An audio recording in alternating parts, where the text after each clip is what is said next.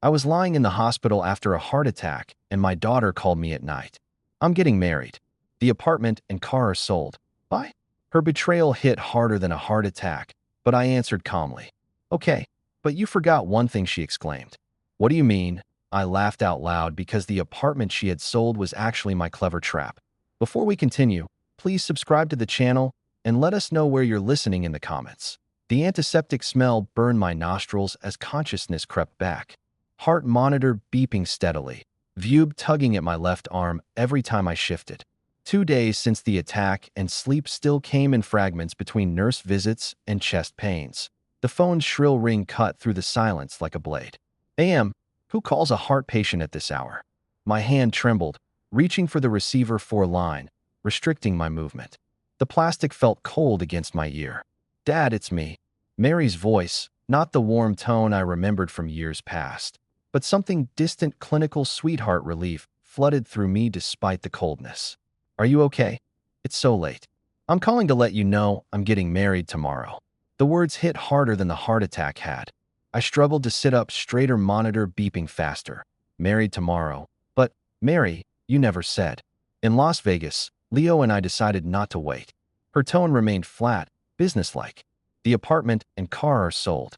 The money will help with the wedding and honeymoon. My apartment, the one I bought for her future, put in my name as security.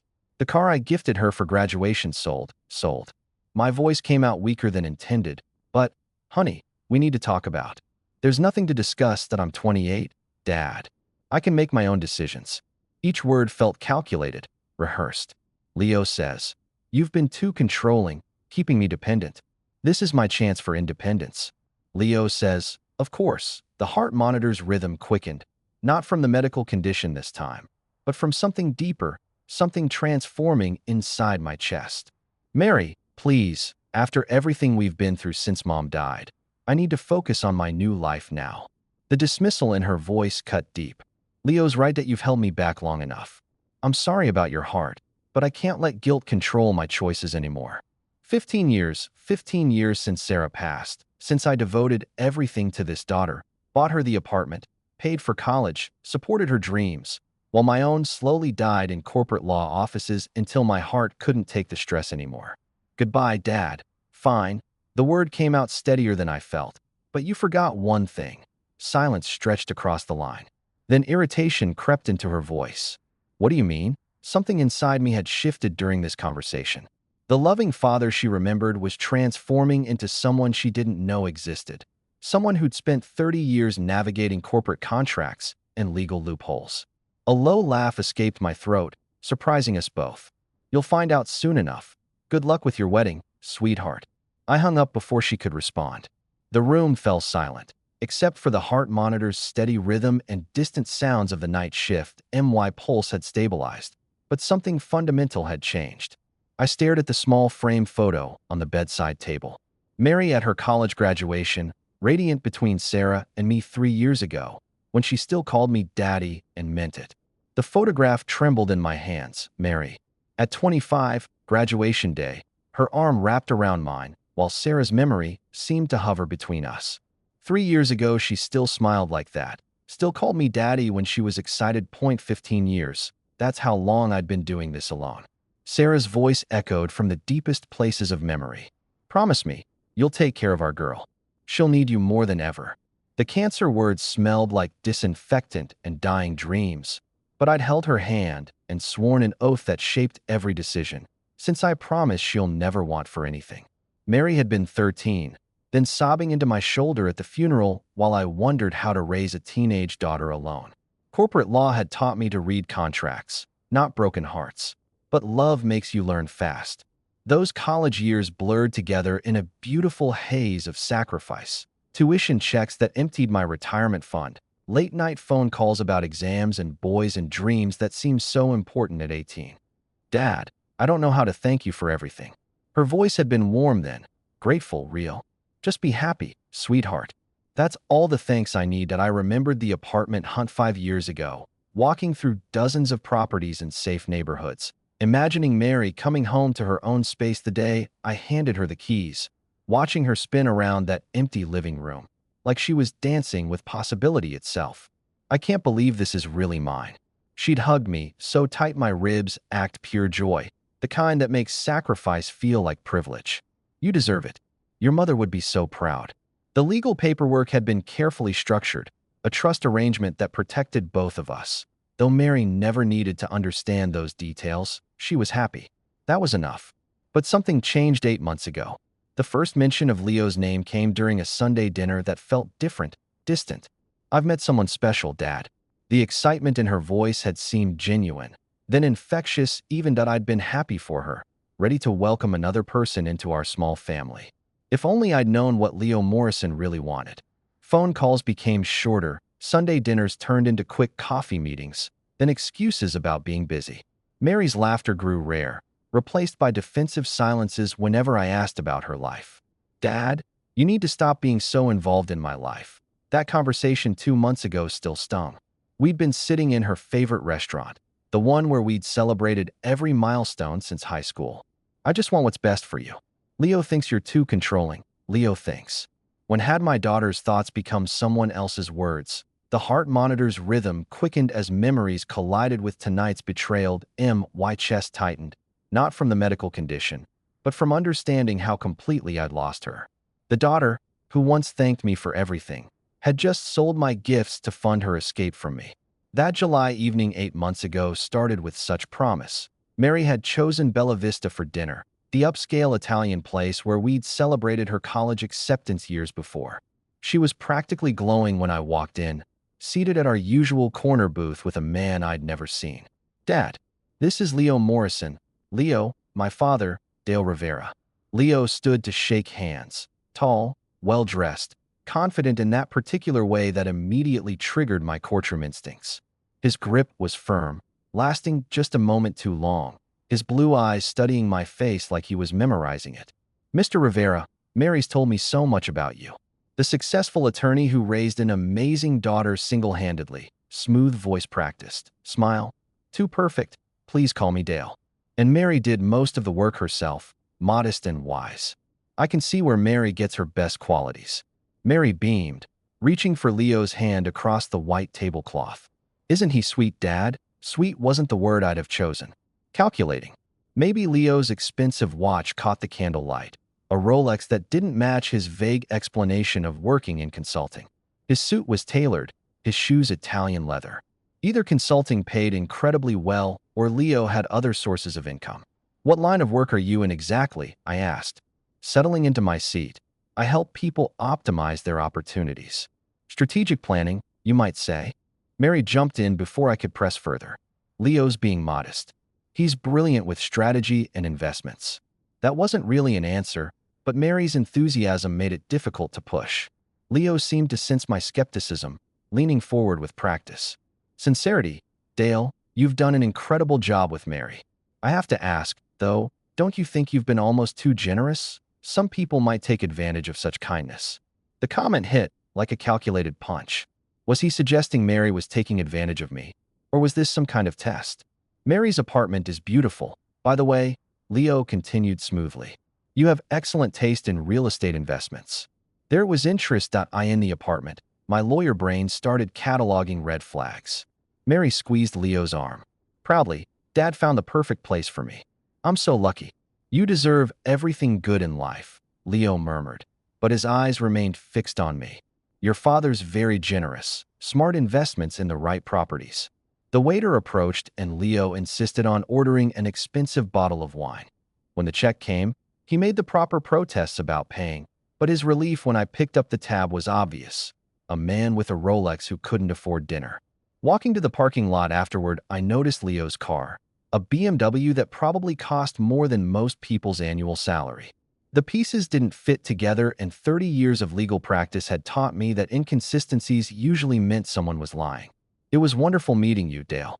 Leo said, that perfect smile, never wavering, that I hope we'll be seeing a lot more of each other. As I drove home that night, every instinct I'd honed in decades of depositions and cross-examinations screamed warnings, but Mary was happy, glowing with that special light that only comes from being in love. Tuesday morning arrived with discharge papers and a transformation I hadn't anticipated. The nurse wheeled me to the hospital entrance chattering about rest and follow-up appointments, but my mind was already miles ahead. Sitting in the taxi watching familiar San Diego streets pass by, I felt something I hadn't experienced in years, the sharp focus that once made me successful in corporate law. My house in Hillrest looked smaller than I remembered. For days in the hospital had given me perspective on the life I'd been living. Quiet, orderly, and ultimately meaningless without Mary. Now it would serve a different purpose. The first hour back involved the mundane, unpacking medications, checking mail, making coffee with hands that still trembled slightly. But by noon I'd cleared my dining room table and spread out 15 years of legal documents like evidence in a case. The apartment purchase papers told the story clearly. Mary Rivera was listed as beneficiary, but the property ownership remained in the Dale Rivera family trust. She had no legal right to sell anything. Leo had convinced her to commit fraud, possibly without her realizing it. I reached for my phone and dialed a number I'd memorized decades ago. Marcus Porter Investigations. Marcus, it's Dale Rivera. I need a complete background check on someone.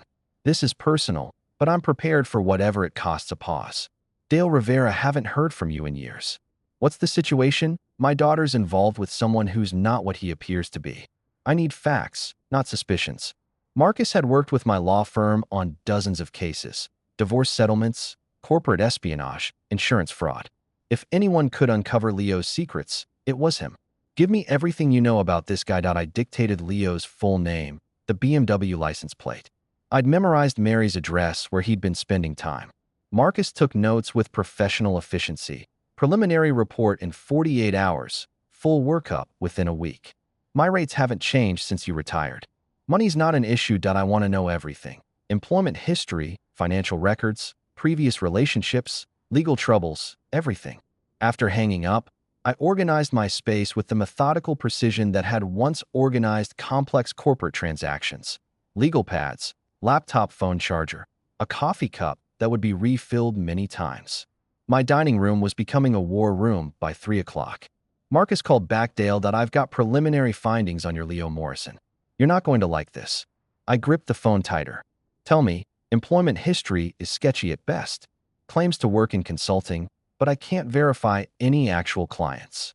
Lives in a luxury apartment complex that runs about $4,000 a month. Drives a BMW that's financed to the limit.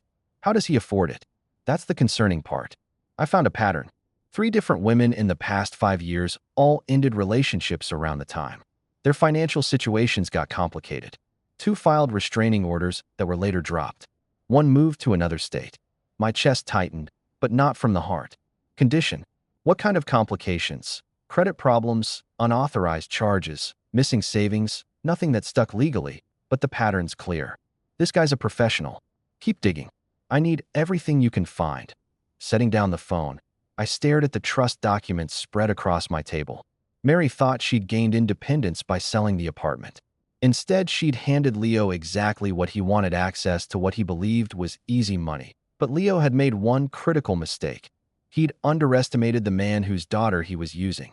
Calf Luna buzzed with afternoon energy when I arrived at 2 o'clock, choosing a corner table with clear sight lines to both entrance and exit. Old habits from depositions. Control the environment. Anticipate reactions. Document everything. The manila folder beside my coffee cup contained 15 years of legal paperwork that would shatter Mary's confidence. She walked in 10 minutes late. Wedding ring catching the light like a declaration of war. Designer handbag, expensive shoes. The confident stride of someone who believed she'd won the transformation from my loving daughter to this stranger still took my breath away. Thank you for coming, Mary. I wasn't sure you would. She slid into the chair across from me, back rigid. I'm here to tell you to stop interfering in my life. Leo and I are married, now married. The word hung between us like a weapon about that and about the apartment sale. We need to discuss some legal issues. There are no legal issues.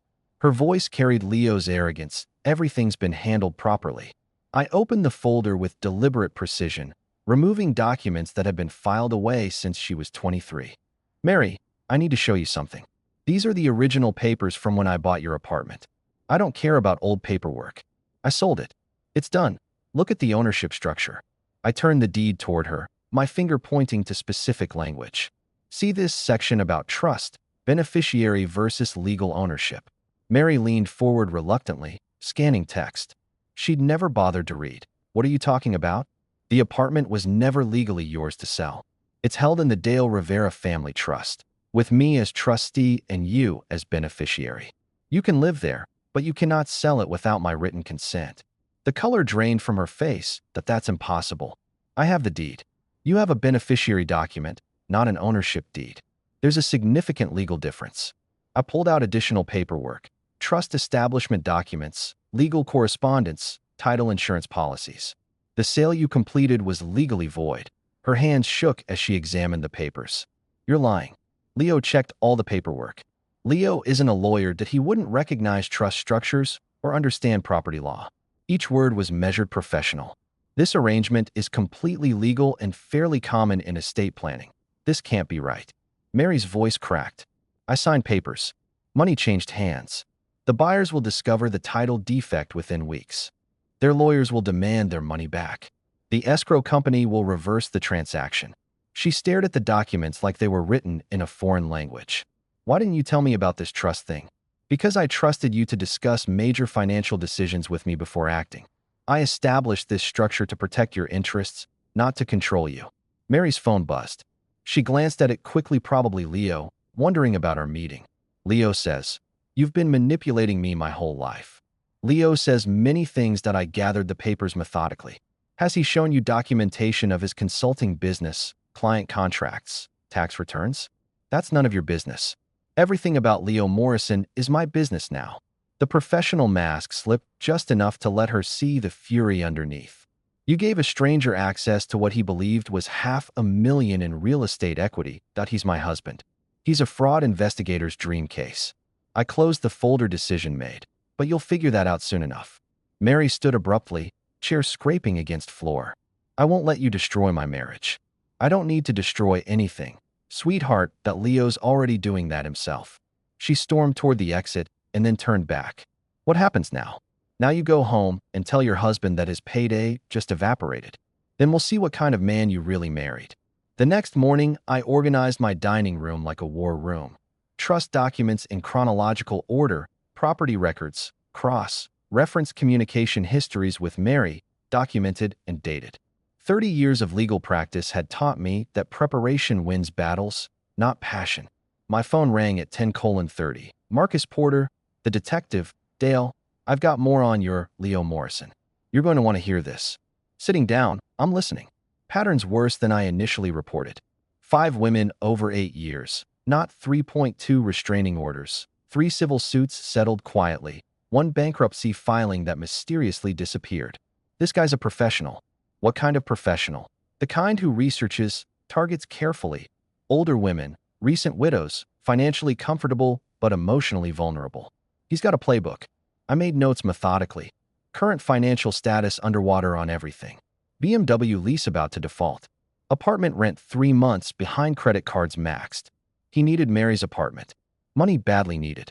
Past tense. Leo was about to discover his payday had evaporated. By noon, Mary was calling Dad. Leo says you can't legally do this. He's hiring a lawyer. Of course he is. I kept my voice neutral. Mary, has Leo shown you his tax returns, business license, any documentation of his consulting work? Silence, then defensive. We're married, that I don't need to see his papers. You just learned you don't legally own the apartment you thought you sold. Maybe it's time to ask some questions. She hung up at 3 o'clock. A certified letter arrived. Demand for immediate cessation of elder abuse and fraudulent property claims, screamed the letterhead from a law office I'd never heard of. The grammar was poor, the legal theory non-existent, but the aggression was impressive. Leo's attorney, and I used the term loosely, demanded I immediately cease all harassment of Mr. Morrison's wife and provide documentation proving legal right to property illegally claimed through manipulation of vulnerable family member. I read it twice. Then called Richard Maxwell, my former law partner. Richard, someone's challenging my family trust documentation. Can you review something? Dale, your trust work was always bulletproof.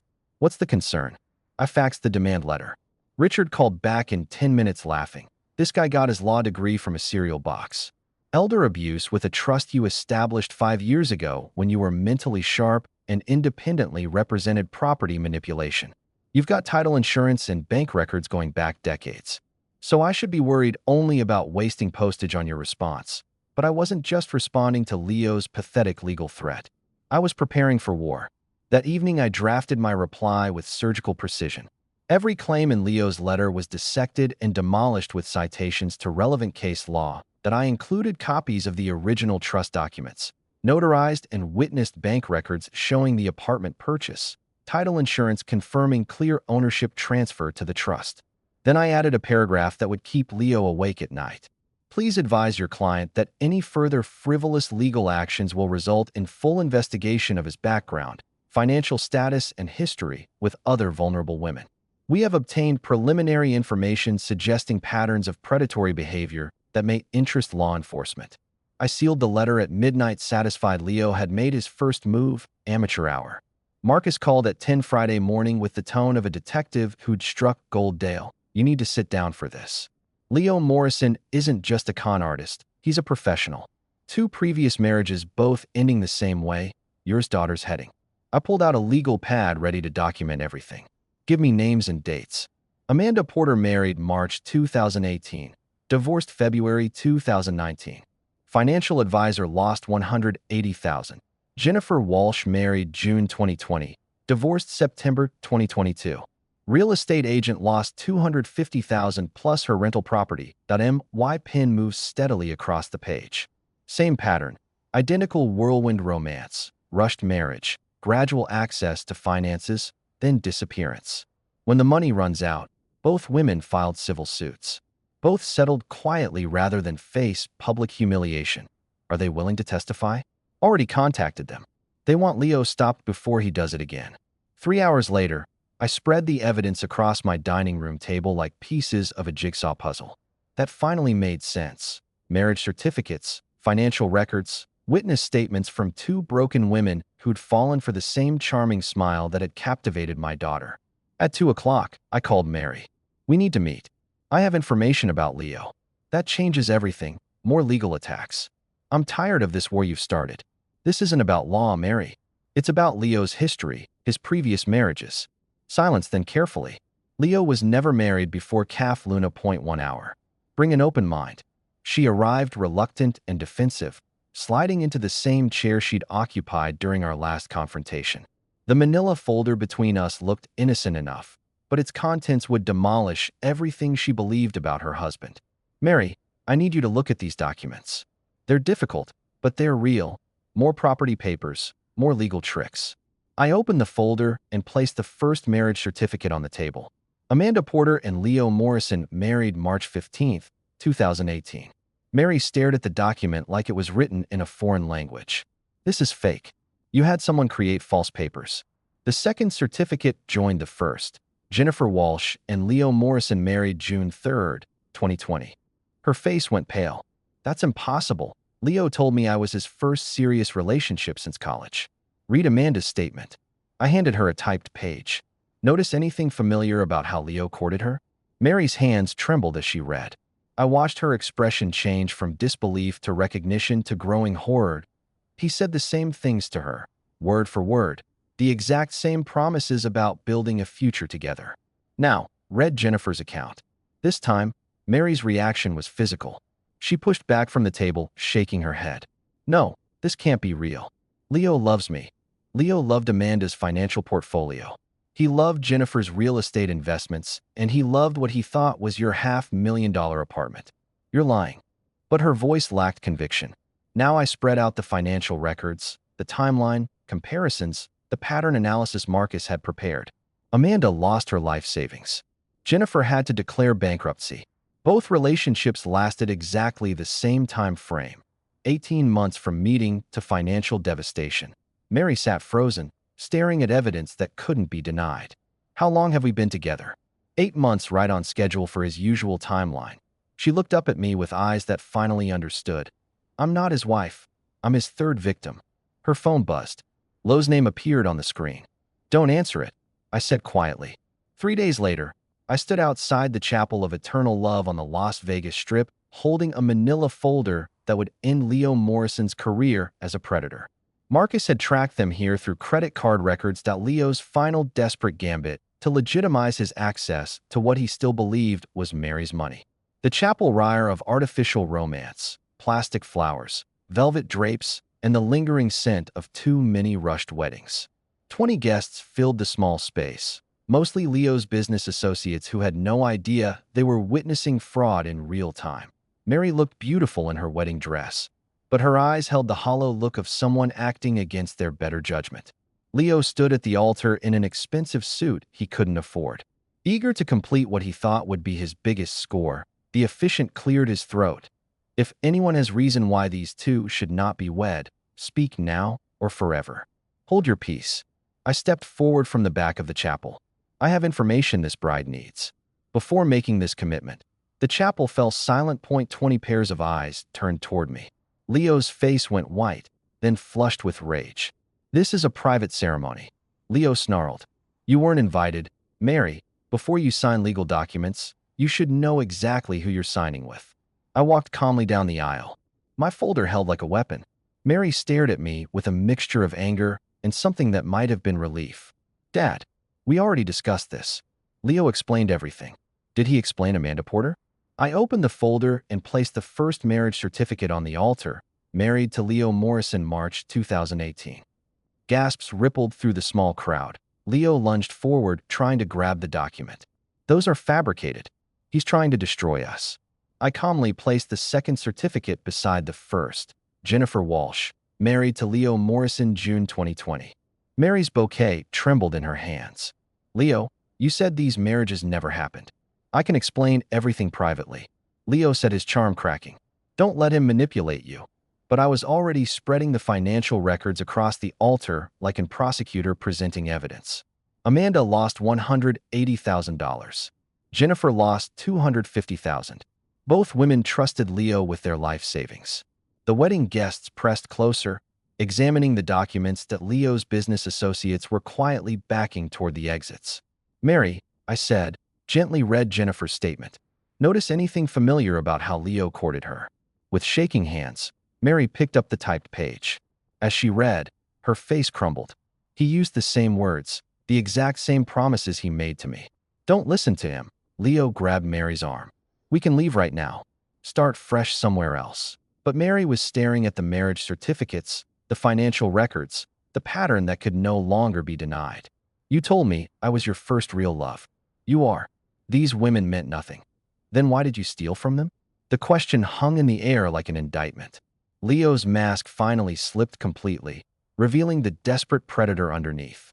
I never stole anything. They gave me money willingly. The same way I was going to give you money from selling the apartment. That's different. We're married. What's yours is mine. Mary slowly removed her wedding ring, holding it like it had turned to poison. We're not married yet, and we're not going to be. She walked away from the altar still in her wedding dress, but no longer a bride. Leo called after her, his voice rising to a shout, but she didn't look back. As I followed Mary toward the chapel exit, I heard Leo behind us still trying to salvage his scheme, but his audience was gone. His credibility destroyed, his perfect plan reduced to public humiliation. 2 days after Las Vegas, my phone rang at 10 o'clock in the morning. Mary's name on the screen, the first time she'd called me since the chapel confrontation. Dad. Her voice sounded small, uncertain. I owe you an apology. I sat down my coffee, giving her my complete attention. Mary, you don't owe me anything. I'm just glad you're safe. How did you know from the very beginning? How did you see through Leo when I couldn't experience sweetheart? 30 years of reading people in depositions and a father's instinct to protect his daughter. There was silence, then a shaky breath. I feel so stupid. All those red flags I ignored because I wanted to believe he loved me. You're not stupid. Leo's a professional. He's done this before and he'll try to do it again, unless we stop him. That afternoon, I activated the most powerful weapon in my arsenal.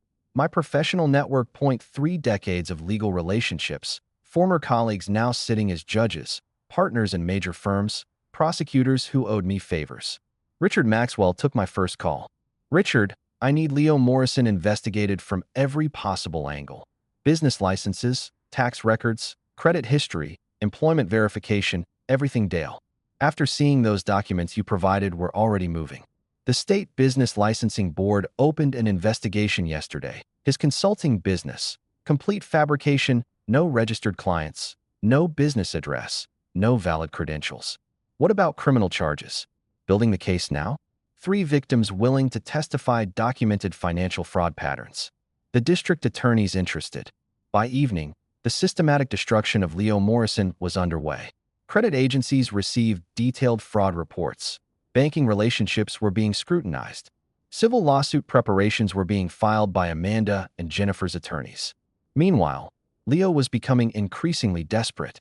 Mary showed me the texts, the voicemails, the escalating attempts to maintain control. Mary, don't let him turn you against me. We can still work this out. Work what out? Leo, she'd responded. The lies, the other wives, the theft. His reply had grown more aggressive. Those documents were fabricated. Your father paid people to create false evidence. Stop. Just stop calling me. But Leo wasn't stopping Marcus. My detective reported that Leo had been seen outside Mary's apartment building testing door handles, asking neighbors about her schedule. He's escalating. Marcus warned during our evening call. Financial pressures mounting. His BMW got repossessed today, and he's 3 months behind on rent. Desperate people do desperate things. I looked out my window at the quiet Hillrest neighborhood where I'd lived peacefully for 20 years. That peace was about to end. What kind of desperate things? Hard to say. But men like Leo don't just disappear quietly. They need to blame someone for their failures. And right now you're the target. Mary had changed her locks, removed Leo from any shared accounts, and started therapy to process the psychological manipulation she'd endured. She was reclaiming her life piece by piece, but healing takes time. Leo, meanwhile, was running out of both time and options. That night my phone rang. Again, unknown number, but I recognized Leo's voice immediately. You destroyed my life, old man. You destroyed your own life. I just exposed it. Mary was mine. The apartment was mine. Everything was mine until you interfered. Mary was never yours, Leo. She was your victim and the apartment was always mine. The line went quiet for a long moment. When Leo spoke again, his voice carried a coldness that made me reach for the security system remote. This isn't over, Dale. Not by a long shot. April 1st arrived with news that should have been triumphant. Richard called at 9 in the morning with an update on our systematic campaign against Leo Morrison. Dale, the Business Licensing Board, is investigating his consulting claims are complete. Fabrication, no registered clients, no business address, no valid credentials whatsoever. Excellent. What about the criminal referral? That's where things get complicated. Richard's tone shifted. Leo hired competent counsel, very competent Daniel Reeves from Morrison and Associates. Why confidence wavered. Reeves had a reputation for getting fraud charges dismissed on technicalities. How competent? The kind who finds loopholes in airtight cases. They're challenging everything procedurally. Evidence chain, jurisdiction issues, statute of limitations, questions. This could drag on for months. Months that I'd expected weeks by afternoon. Worst news arrived, Marcus. My detective called with information that made my stomach clench. Dale, we have a problem. Leo's been visiting Mary. That's impossible. She blocked his calls, changed her locks. He's convincing, Dale, really convincing. My surveillance shows 2 meetings this week, long conversations. She's listening to him. I drove to Mary's apartment immediately using my emergency key. She was sitting at her kitchen table, looking tired and confused. Mary, we need to talk. Dad, you're destroying Leo out of spite, not protection. The accusation hit like a physical blow. Mary, he's manipulating you again. Can't you see what he's doing? What I see is you using your power to hurt someone I care about. Someone who stole from 2 other women and planned to steal from you. That's your interpretation. Leo explained everything. Explained the word that had preceded every lie Leo had ever told her. What did he explain exactly? Mary's eyes flashed with defensive anger. That those women were bitter about relationships that didn't work out. That you paid them to lie about him. That you're so obsessed with controlling me that you'll destroy anyone who threatens that control. That Leo's psychological manipulation was masterful. He'd taken every truth about his crimes and inverted it into evidence of my persecution. Worse, he'd exploited Mary's deepest fear that I was controlling rather than protective. Mary looked at the evidence, the marriage certificates, the financial records. The pattern. Evidence can be interpreted many ways. You have money and connections. Leo has nothing but the truth. I stared at my daughter and realized Leo had won this round completely. Every legal victory I'd achieved had been reframed as proof of my wealth and power being used unfairly. My protection had become control. My evidence had become manipulation. My love had become possession. That evening, Richard called with the final blow. Dale Reeves filed a motion claiming selective prosecution. He's arguing that Leo is being unfairly targeted because of your influence. Worse, they're threatening to subpoena your communications with law enforcement, claiming you're orchestrating a personal vendetta disguised as justice. Can they do that if they convince a judge that this is harassment rather than legitimate prosecution? Yes, and honestly, your involvement makes that argument stronger. I sat in my home office, surrounded by 30 years of legal experience, and realized I'd made a fundamental error. I'd treated Leo like an amateur when he was actually a professional, not just at fraud, but at survival.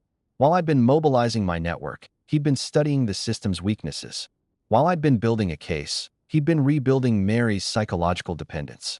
My phone buzzed a text from Mary. "Dad, I need some space to figure things out. Please don't contact me for a while." Space, the one thing that would give Leo unlimited access to continue his psychological reconstruction of her reality. But I'd won the first battle through superior resources and professional connections. But Leo had won the war by understanding that Mary was the only prize that mattered and the only battlefield where victory was truly possible. 4 days of silence from Mary had taught me something crucial about warfare. Sometimes retreat is the only path to victory. Saturday morning found me in a downtown coffee shop waiting for a woman I'd never met, but who held the key to saving my daughter. Jennifer Walsh arrived precisely at 10 o'clock, professional in a way that spoke of someone who'd rebuilt her life. Methodically, tall, confident, carrying a leather portfolio that suggested success. Hard won after devastating loss to M.R. Rivera. "I'm Jennifer Walsh. Dale, please. Thank you for coming. I know this isn't easy." She slid into the booth across from me, her eyes sharp, with the intelligence Leo had once exploited. "I've been waiting 3 years for someone to ask about Leo Morrison. I want him stopped. Tell me exactly how he operated. Every detail matters." Jennifer opened her portfolio, revealing documents organized with businesslike precision. "Leo is methodical. He researches targets carefully. Successful women with emotional vulnerabilities, recent divorce, death in family, professional isolation." I thought of Mary after Sarah's death, how vulnerable 13-year-old grief had shaped her need for approval. He told me his ex-wife had destroyed him financially. Jennifer continued, "Made me feel like I was rescuing him with my love and stability." Mary mentioned Leo had financial problems from past relationships. That's stage 1. Stage 2 is the joint account for our future together. Stage 3 is the urgent business opportunity that requires immediate investment. She spread bank statements across the table. Transfers totaling $250,000 over 18 months. "How did you finally realize what was happening when I caught him researching my rental property values and calculating equity withdrawal possibilities?" Jennifer's voice hardened. "He wasn't planning our future. He was appraising my assets. What happened when you confronted him? He turned it around. Made me feel guilty for not trusting him, for being suspicious of our love. That's his greatest skill, making victims blame themselves for his crimes." The pattern was breathtakingly familiar. Leo hadn't just stolen Mary's money. He'd stolen her ability to trust her own judgment. "Jennifer, I need to ask something difficult. Is Leo planning to disappear?" Her face went pale. "Has he mentioned business opportunities in other states, consulting work that requires travel?" My stomach dropped.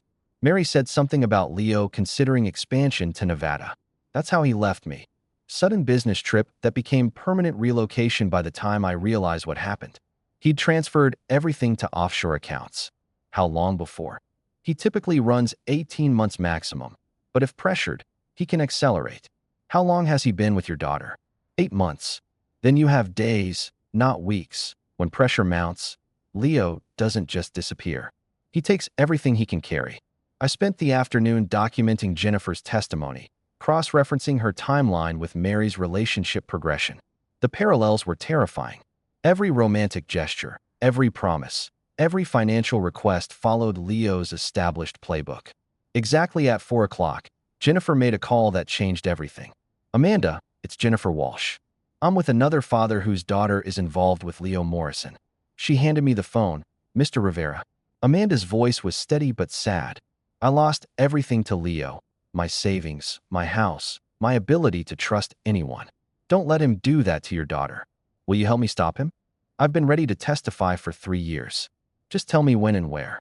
By evening, I had what prosecutors call a pattern case. Multiple victims, identical methods, documented financial crimes, and witnesses willing to testify. More importantly, I had something Leo couldn't manipulate or discredit. The voices of women who'd survived him and wanted justice. But time was running out. Jennifer's timeline analysis suggested Leo would move within days. Mary was completely under his influence. Believing she was protecting him from my persecution, that I looked at the evidence spread across my dining room table. Not just documents this time, but the testimonies of 2 women whose lives Leo had destroyed. Tomorrow, I would have to choose between respecting Mary's request for space and saving her from the same fate. The phone rang. Marcus, my detective Dale. We have a problem. Leo's been making unusual financial moves. Large cash withdrawals, travel bookings. It looks like he's preparing to run. I glanced at the clock, 7 p.m. If Leo was following his established pattern, Mary had less than 48 hours before she woke up to find her life savings gone and her husband vanished. Monday morning arrived with the sound of car doors slamming in the parking lot below. I watched from my office window as Detective Marcus Porter led 2 unformed officers toward Mary's apartment building. In my hand, I held the warrant we'd obtained based on Jennifer's testimony and Amanda's corroborating evidence. The time for subtle approaches had ended. I met them at Mary's door carrying the complete evidence file, bank records, marriage certificates, witness statements from 2 women whose lives Leo had destroyed. Behind me, Jennifer Walsh stepped out of her rental car ready to face the man who'd stolen her future.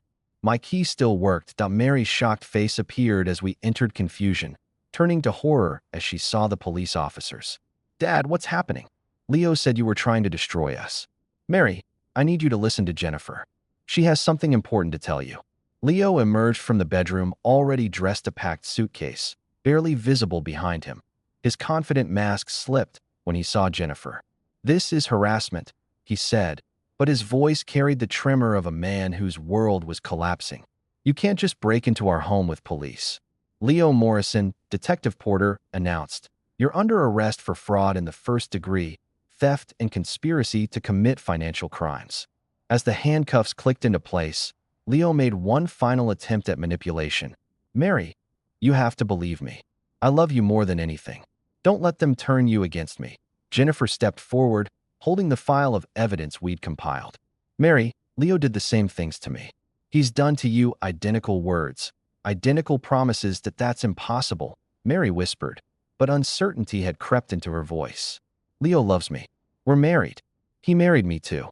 Jennifer's voice was steady, professional. Then he disappeared with $250,000 of my money. I watched Mary's face as Jennifer spread the evidence across the kitchen table. Bank statements showing Leo's debts, marriage certificates proving his bigamy, recorded conversations where Leo used the exact same romantic phrases with 3 different women. Leo, is it true? Mary's voice broke. Were you planning to leave with my money? Leo's facade finally crumbled completely. Mary, they're all lying. Your father paid them to destroy us. But Mary was reading Jennifer's bank statements, seeing the pattern of gradual financial exploitation that Leo had planned for her. That's what you told Jennifer, Mary said quietly. Word for word. I heard the recording. As the officers led Leo away, he made one last desperate appeal. Mary, don't let him control you. This is exactly what he wanted. But Mary was already stepping toward me, away from the man who'd spent 8 months systematically destroying her ability to trust her own judgment. Dad, she whispered, tears finally coming. I'm so sorry. I should have listened to you. You have nothing to apologize for, I said, opening my arms as she collapsed against me. You were being manipulated by an expert. How can you forgive me after everything I said to you? I held my daughter, really held her for the first time in 8 months. Because you're my daughter and I love you. That never changed, not even when you couldn't see it. Later, after the police had left and Jennifer had returned to her hotel, Mary and I sat in her kitchen, surrounded by the evidence of Leo's crimes. I feel so stupid, she said. Don't. Leo fooled successful, intelligent women repeatedly. His crime wasn't theft. It was making victims blame themselves for his expertise. What happens now? Now you heal, and Leo faces justice, and we rebuild what he tried to destroy. Mary looked at me with eyes that seemed clearer than they'd been in months. Dad, yes, thank you for never giving up on me, even when I gave up on myself outside. The San Diego afternoon sun streamed through windows that had been darkened by deception for too long. For the first time in 8 months, my daughter was truly home. If you like this story, please like this video, subscribe to the channel, and share your impressions of this story in the comments. To listen to the next story, click on the box on the left. Thank you for watching.